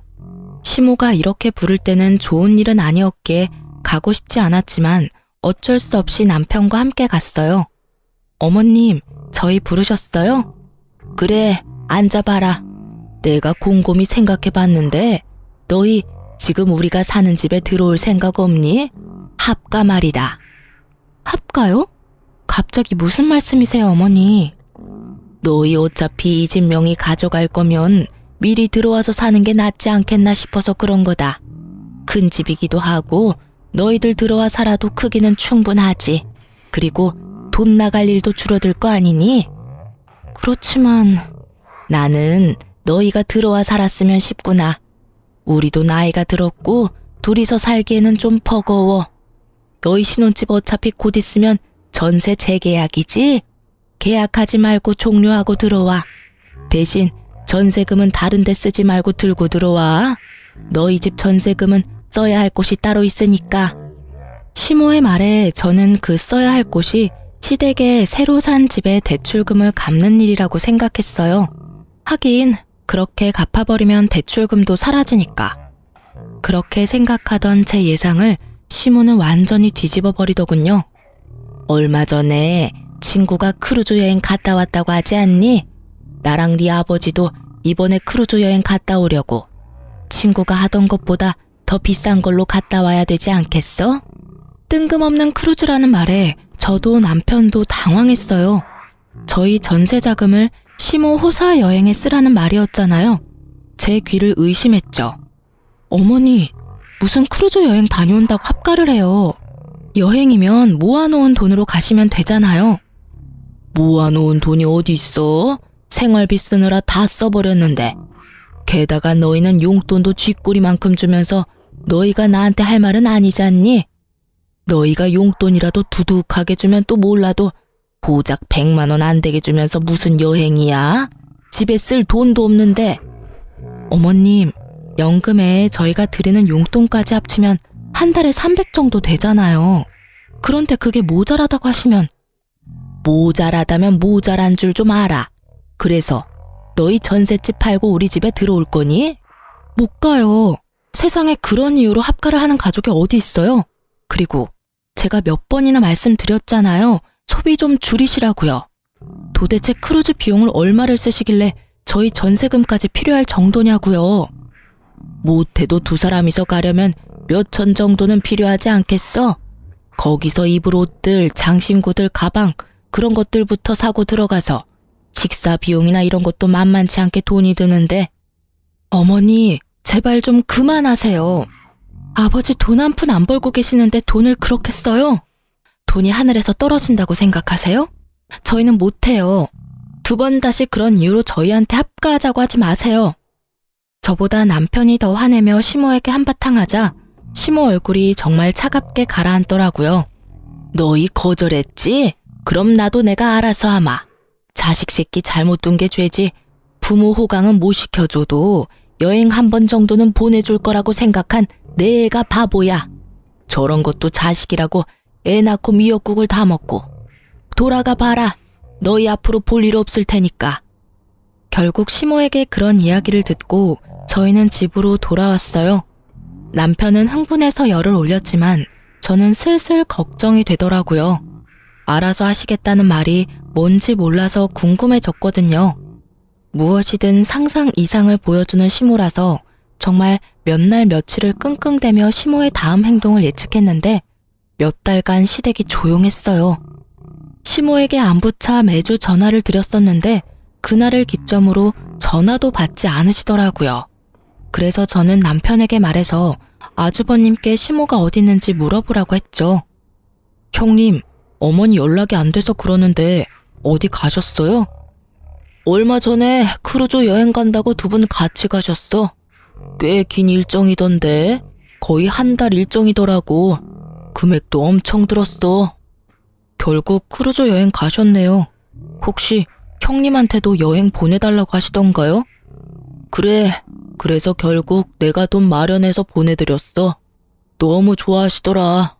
돈은 좀 많이 들긴 했지만 그래도 좋아하시는 거 보니까 마음이 좀 편해졌지. 그 말에 저는 안심하면서도 당황했어요. 아주버님네가 그리 넉넉지 못한 상황인 걸 알고 있었는데 그 크루즈 여행에 들 돈을 어떻게 마련했을까 싶었거든요. 그래도 아주버님이 효도 차원에서 그렇게 했다면 뭐 못할 것도 없지 않았겠나 싶었어요. 여태껏 시모에게 받은 것도 많은 장남이니 솔직하게 말해서 받은 만큼 돌려드렸다면 가능했을 금액이라고 생각했거든요. 그렇게 전화를 끊고 그 일에 대해 잊었어요. 그런데 시댁에 집 대출금 내는 날이 되었을 때 문득 그런 생각이 들더군요. 시모가 저희에게 크루즈 여행을 위해 들어와서 합가를 하라고 했을 때 그런 이야기를 했잖아요. 전세금을 자기한테 달라고. 혹시 형님네한테도 똑같이 그런 요구를 했을지도 모른다는 생각이 불현듯 떠오른 거죠. 저는 아닐 거라는 간절한 마음으로 시댁의 등기부 등본을 떼봤어요. 그리고 그 자리에서 굳어버렸어요. 원금과 이자를 매달 우리가 내고 있는 시모의 집이 형님 명의로 어느새 바뀌어져 있더군요. 저는 너무 놀라서 남편부터 불러드렸어요. 여보, 시댁집 명의가 아주버님 이름으로 되어 있어. 뭐? 남편도 너무 놀랐는지 한달음에 달려왔어요. 저와 남편은 놀라고 화난 상태로 시댁으로 향했어요. 집에 갔더니 시모가 태연한 얼굴로 마중 나왔더군요. 너희 무슨 일로 우리 집을 찾았어? 나는 너희 부른 적 없는데. 어머니, 집 명의 어떻게 된 거예요? 왜 이 집이 형 명의로 넘어갔냐고요? 그걸 몰라서 묻니? 나는 나 부양하지 않는 자식한테는 이 집 못 줘. 이 집이 내 명의인데 왜 내가 이 집을 너희한테 줘야 해? 웃기지도 않아. 첫째 덕분에 겨우 체면치레 했는데 너희가 나한테 뭘 해줬다고 이제 와서 집 타령이야? 이 집이 온전히 어머님 집은 아니죠. 저희랑 이 집 살 때 무슨 말 했는지 잊으셨어요? 그래, 너희가 돈 내주기로 하고 이 집 산 거는 맞지. 그렇지만 명의는 내 이름이잖니? 내가 뭘 하든 내 마음이지. 그리고 자식한테는 부모를 부양해야 하는 의무가 있는 거야. 너는 그걸 하지 않았고 첫째는 그걸 했지. 그래서 첫째한테 이 집 명의 준 거다. 불만이 있으면 나한테 그 의무를 다 못한 너를 탓해야지. 여기 와서 불평한다고 내가 명의 바꿔줄 것 같으냐? 정말 당당하게 상식 이하의 발언을 하는 시모를 보며 저와 남편은 둘 다 입이 막혔어요. 말이 머릿속에는 맴도는데 하고 싶은 말, 고쳐주고 싶은 말이 너무 많으니 제대로 정리가 되지 않더군요. 어머니, 정말로 이대로 저희하고 척질 생각이세요? 저희와 한 약속까지 어기고. 말하는 도중에 아주버님이 나타나더니 저희에게 버럭 소리를 지르더군요. 야, 집 명의 때문에 화난 건 이해해. 그런데 아무리 그래도 자식이 부모한테 그런 식으로 따지는 건 너무한 거 아니냐? 너희가 이 집 명의를 원했으면 어머니 부탁 들어줬으면 될 일 아니야. 자기들이 부족해서 못한 걸 왜 어머니 탓을 해? 말리는 시누이가 더 밉다고 말리는 아주버님은 정말 얄미웠어요. 남편이 화가 나서 뭐라 하려는 걸 저는 막아섰어요. 그리고 시모에게 말했어요. 어머님이 그렇게 나오시면 저희도 알아서 할게요. 너희가 이제 와서 뭘 할 수 있겠어? 멀리 안 나간다. 시모는 냉정하게 말하고 돌아섰고 아주버님은 의기양양한 승자의 표정을 지으며 저희를 쫓아내더군요. 저는 그런 아주버님을 보며 속으로 비웃었어요. 이 집이 어떤 꼴인지 모르고 저렇게 승자의 기분에 취해 있는지. 이제 곧 나락으로 떨어질 생각을 하니 웃겼죠. 저와 남편은 시모와 헤어지고 그날부로 내고 있던 원금과 이자를 내지 않았어요. 사실 여태껏 시모의 통장에서 대출금이 빠지고 있었거든요. 저희가 대출금을 내지 않아도 저희한테는 아무런 문제도 발생하지 않거든요. 당연히 대출금이 상환되지 않으니 시모에게 연락이 갔더라고요. 저는 당연히 저희 대출금을 아주버님이 이어서 낸다고 생각했는데 그게 아니었던지 시모에게서 연락이 왔어요. 너희 대출금 왜 안 내줘? 어머님, 저희가 대출금을 왜 내요? 아주버님 명의로 넘어갔으니 아주버님이 내셔야 맞는 거죠. 어머님한테 그렇게 잘하는 아주버님이시니까 잘 내주시겠죠. 시모의 반응을 보니 그 집에 대출이 걸려 있다는 것도 이야기하지 않은 눈치더라고요. 저는 그런 시모에게 한 가지 더 말했어요. 그리고 어머님, 그 집에 저희가 낸 대출금 이자랑 원금요. 거의 2년 동안 내서 거의 2,500 정도 되거든요. 그거 다 돌려주셔야 해요. 차용증 내용 기억하시죠? 돈 빌려드리는 대가로 집 명의 주시는 거였고 집 명의가 부득이하게 바뀌지 못하면 저희가 낸 금액 그대로 돌려주신다고요. 가족끼리 돈 주고받은 건 법적으로 효력가 없어. 넌 그것도 모르니? 그렇게 생각하시고 지장 찍으신 거예요? 그런데 어떡하죠? 가족 간 차용증도 법적 효력 있기는 해요. 그래서 제가 매달 어머님께 꼬리표 달린 돈을 통장으로 넣어드렸잖아요. 빌려드리는 돈이라고 한눈에 알 수 있도록 통장 이체 내역도 있고 차용증도 세세하게 작성되어 있어서 돈 돌려주시지 않으면 변호사 사무실 찾아갈 거예요. 준 돈은 돌려받아야 하잖아요. 만약 어머님이 안 주신다면 아주버님께 찾아가서 말씀드릴 거예요. 그래도 괜찮으세요? 시모가 잠깐 생각하더니 그러라고 하더군요. 이미 형님은 어머님 내서 합가하여 같이 지내고 있으니 어쩔 수 없이 돈을 갚기는 해야 할 거라는 생각이 든 것 같더라고요. 그래서 저는 아주버님께 전화를 했어요. 제주씨, 바쁘니까 나중에 들으시면 후회하실 거예요. 그 집 혹시 대출금 끼고 있는 집인 거 알고 있으세요? 알고 있지. 어머니가 갚고 계신 걸로 아는데.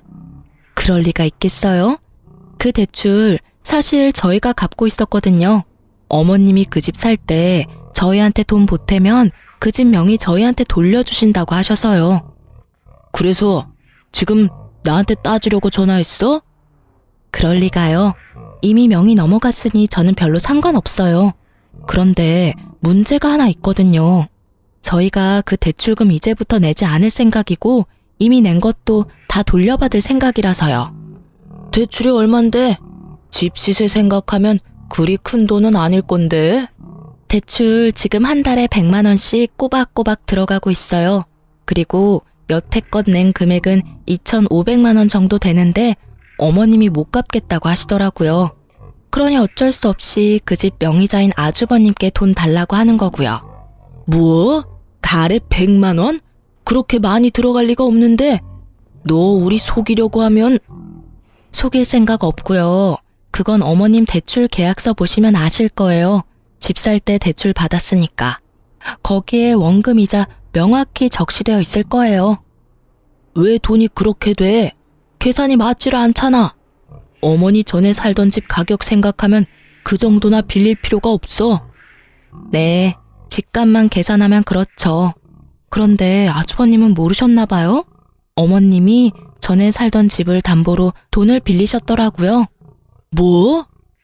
깜짝 놀라는 목소리를 들으니 정말로 모르는 눈치였어요. 모르셨나 보네요.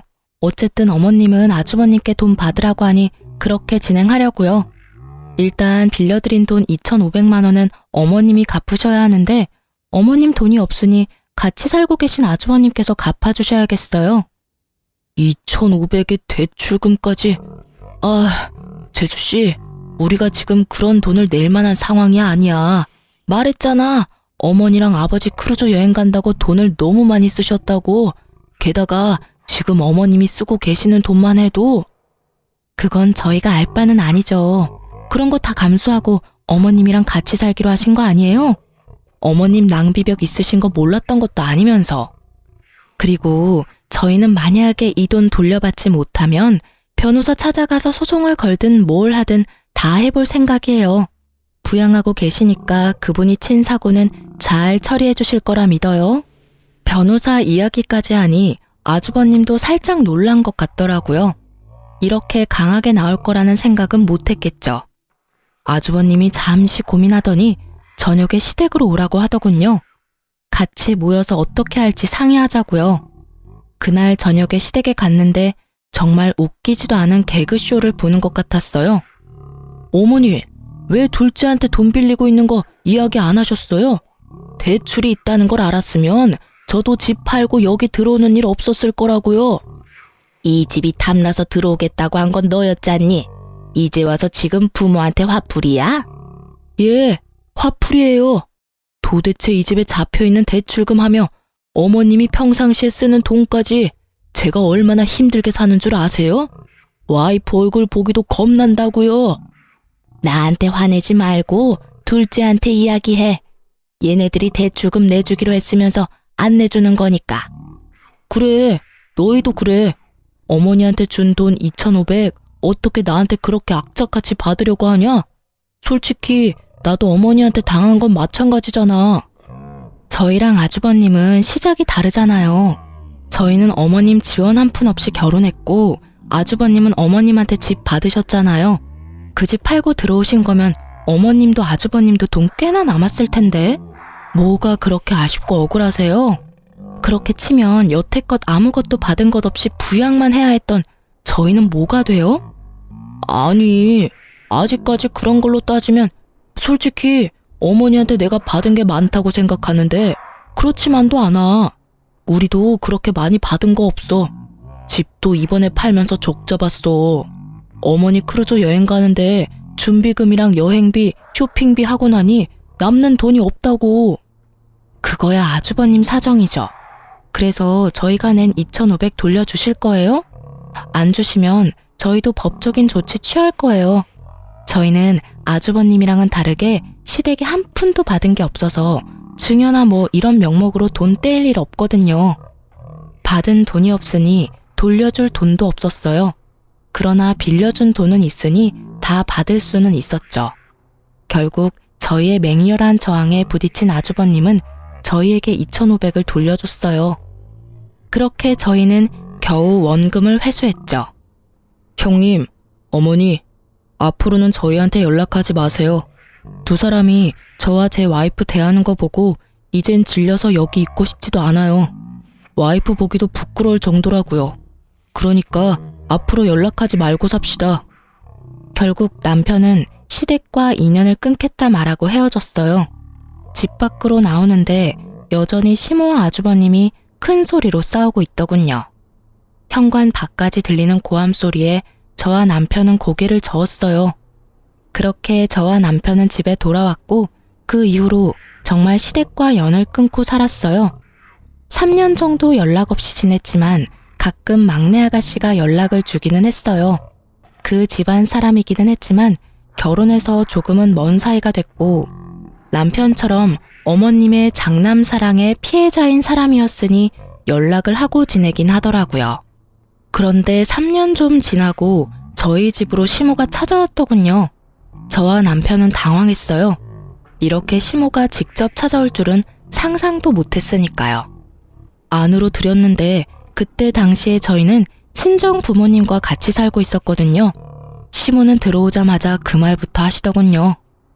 이런 불효자식 같으니 자기 부모는 모실 생각도 안 하고 마누라 부모를 모시고 살아? 여자한테 꽉 잡혀서 살면서 아주 몹쓸 인간이 됐어. 어머니, 그런 말씀 하려고 여기 오신 거예요? 그러면 돌아가세요. 나도 여기서 좀 살아야겠다. 네 형하고는 못 살겠어. 구두쇠 같은 게 돈 한 푼 안 주고 사람을 부려먹잖아. 갑자기 그게 무슨 말씀이세요? 저희 집에 이미 장인 장모님 같이 살고 계시는데. 그거야 내 알 바가 아니지. 여기 네 집이잖아. 그러면 내가 내 아들 집에서 지내겠다는데 누가 뭐라고 할 거야? 너도 내 자식이면 당연히 부모 모실 생각이나 해야지. 치마폭에 쌓여가지고는 사내 새끼가 돼서 이게 무슨 꼴이야? 제 꼴이 어때서요? 어머니, 자식 이용해 먹으려고 했던 사람이 어머니 자신인 거 잊으셨어요? 형님하고 무슨 일로 틀어져서 저한테 찾아와서 괴롭히는 건데요. 저는 어머니랑 같이 살 생각 전혀 없으니까 나가주세요. 너 어떻게 이런 식으로 대해? 너도 내가 돈 없다고 무시하는 거야? 이래서 내가 명의를 먼저 줘버리는 게 아니었는데 네 형도 그렇고 너도 그렇고 사람이 어떻게 그렇게 냉정하니? 네 형은 나를 아주 범죄자 취급을 해. 매번 크루즈 여행 보내준 거, 집 대출금 이야기하지 않은 거 그런 말 하면서 나한테 화만 내고 나도 할 말 많아. 내가 지한테 얼마나 많은 걸 해줬는데 어떻게 그놈이 나한테 이런 모욕을 줘? 어머님, 아주버님이 나쁜 마음이셨으면 이미 어머님 내쫓았겠죠. 그런데 내쫓지 않고 집에 같이 산다는 건 나쁜 마음에서 그러는 건 아니실 거예요. 나쁜 마음이 아니면 그게 뭐니? 돈을 한 푼을 안 줘. 친구들 만날 때 옷 좀 사입으려고 했더니 고작 그것도 못하게 맞고 한 달에 용돈을 꼴랑 30만 원만 주는 게 너무하잖아. 게다가 너희도 그래. 꼴랑 집 명의 바꾼 걸로 마음 상했다고 부모한테 주는 용돈을 안 주면 어떡하니? 어머니, 저희도 연락 없었지만 저희한테 연락 주신 적도 없는 게 어머니예요. 어떻게 여태껏 한 번도 연락 없으시다가 또 본인 필요할 때만 나타나서 부모 자식 운운하시는 건데요. 화내며 소리 지르는 남편을 제가 달랬어요. 어머님, 아주버님 좋아하셔서 아주버님한테 집 명의 주셨잖아요. 그러면 아주버님 곁에 계시는 게 가장 행복하실 거예요. 조용히 있으면 먹고 자고 쉬는 데는 문제 없으시잖아요. 그렇죠? 제가 저번에도 말씀드렸지만 씀씀이만 줄이시면 다 좋게 해결될 일 같네요. 나는 싫어. 어떻게 이렇게 없이 살아? 해야 할 게 얼마나 많은지 아니? 게다가 얼굴만 마주치면 잔소리까지 하는 아들까지. 내가 시집을 다시 왔나 싶을 정도야. 아이고, 그러니 내가 너희한테 찾아왔잖아. 너희도 내 자식이고 응당 자식이라면 부모를 모시는 게 맞지.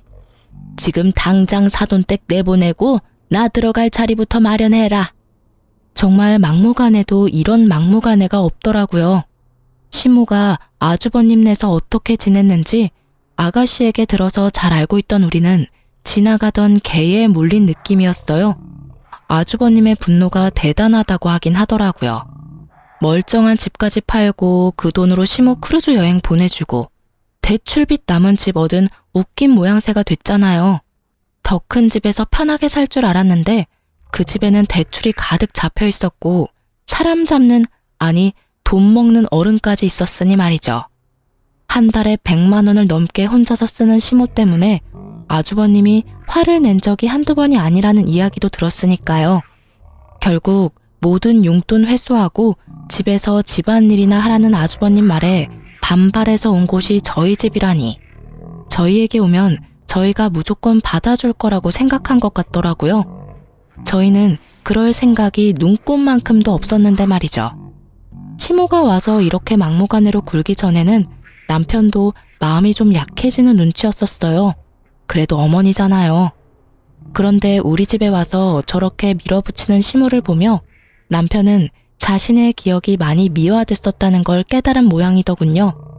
게다가 시모는 저희 집에 오기 전에 아가씨 집을 먼저 갔었어요. 아가씨가 이야기를 해줬거든요. 그래서 저희 집은 안 오겠거니 생각했었어요. 저희와는 워낙 큰 트러블이 있어서 오지 않을 거라고 추측했었거든요. 그런데 결국 저희 집까지 찾아온 걸 보면서 남편은 더 열받은 거죠. 우리한테 정말 오기 싫었는데 장남이 있는 집이 너무 싫어서 우리한테라도 빌붙으려고 온 것 같은 모양새라 남편은 더 용서 못하는 것 같더라고요. 여태껏 형님 들러리로 살았고 시모에게 그럴듯한 애정도 받지 못한 채 컸는데 자기를 부양하라는 의무만 요구하니 화가 날 수밖에요. 남편이 무척 차가운 얼굴로 시모에게 말했어요.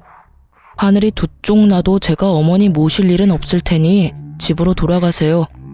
왜 삼남매들 모두 어머니를 모시기 싫어하는지 이유를 본인이 곰곰이 생각해 보시고요. 그리고 한 가지 더 말씀드리는데 형님한테 그만큼 돈 많이 쏟아부었으니 형님한테만 부양해달라고 하세요. 다른 자식들 여태껏 찬밥 신세로 만들고 평생 자식 이용해 먹으려고만 하셨잖아요. 대학도 제가 벌어서 들어갔고 결혼도 제가 벌어서 했어요. 결혼 후에도 저희한테 돈만 요구하셨잖아요. 염치라는 게 있다면 저희한테 와서 될 일은 아니죠. 우리가 무슨 이유로 어머니랑 연 끊은 건지 잊으셨어요? 어머니가 형님만 자식으로 생각했듯이 저도 부모 없는 셈 칠 테니까 여태껏 해왔던 대로 연락 없이 지내요. 결국 남편은 아주버님께 전화해서 어머니 모시고 가라고 했어요. 아주버님은 너희가 모실 수 있으면 모시라는 식이어서 남편이 또 화를 낼 수밖에 없었죠. 시모가 집을 나가버리기를 원하는 아주버님의 모습에 남편은 시모를 직접 차로 태워 시댁으로 데려다 줬어요. 2번 다시 찾아오지 말라고, 이번에 찾아오면 진짜 호적파고 나가버릴 거라고 으름장을 놔버리더군요. 그렇게 강하게 반발하는 남편의 모습을 처음 봤는지 너무 놀란 시모는 그 이후로 연락을 하지 않았어요. 아가씨가 시모 소식 전해주려고 할 때마다 남편은 어머니 이야기 입 밖에도 내지 말라며 화를 내니 할 수가 없는 거죠. 아주버님네와 시모의 싸움에 등 터지는 아가씨는 그나마 저한테 시모와 아주버님의 근황을 알려주더군요. 시모가 화려하고 사치스러웠던 생활을 잊지 못하고 결국은 아주버님 카드로 카드론을 받아 쓴 바람에 아주버님에게 혼나고 지금은 조용히 식모처럼 살고 있대요. 한 번만 더 돈 때문에 사고 치면 시모가 가지고 있던 비싼 물건들 다 팔아치워 버린다고 했대요. 그리고 시모는 요양원에 데려다 주겠다고 말했다더라고요. 결국 시모는 아주버님 말에 꼬리 내리고 얌전히 식모처럼 살고 있고, 아주버님네는 집 대출금에 어머님이 빌린 카드론까지 갚으며 전전긍긍 살고 있대요. 와이프 눈치 엄청 본다고 하더군요. 하긴 형님도 속이 뒤집어지겠죠. 시댁 재산 자기 걸로 만들어 보려다가 결국에는 멀쩡한 집 팔아서 대출금 가득한 집을 얻은 데다가 시어른과의 합가까지 해서 수발까지 들어야 하니 말이죠. 조용하고 점잖은 분이면 모시기 그나마 편했겠지만 다른 곳에 눈 돌리면 사고나 치는 사람을 모시려니 속에 천불이 나는 것도 당연할 거예요. 그렇지만 두 사람 모두 뿌린 대로 거둔 거라고 생각해요.